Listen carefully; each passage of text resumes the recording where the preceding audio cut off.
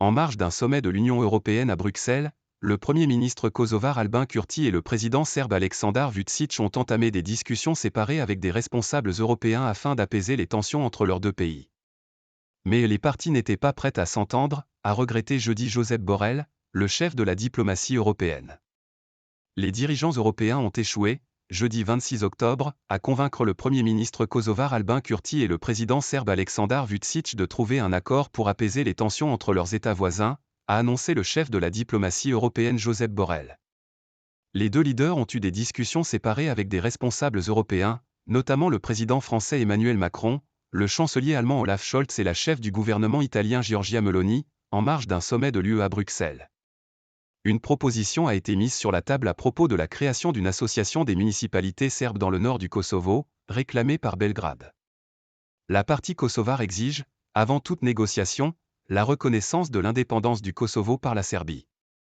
Impasse.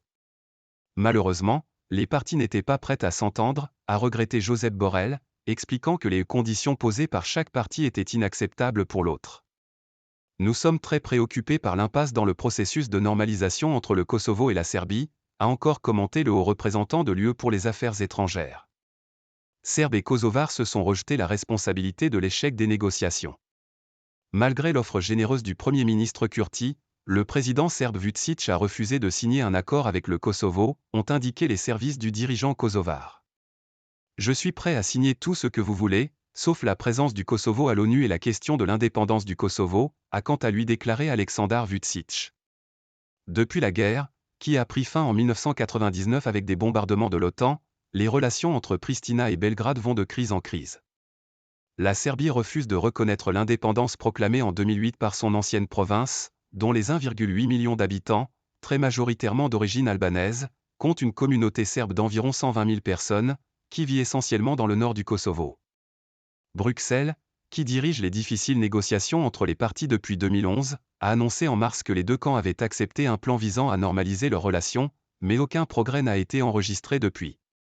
Après un été relativement calme, les tensions sont montées très haut fin septembre, lorsqu'un policier kosovar a été tué par un commando composé notamment de Serbes du Kosovo. La découverte d'un arsenal de guerre a ajouté à la colère de Pristina qui accuse ouvertement la Serbie d'avoir été derrière cette attaque. Une enquête est en cours. Avec AFP.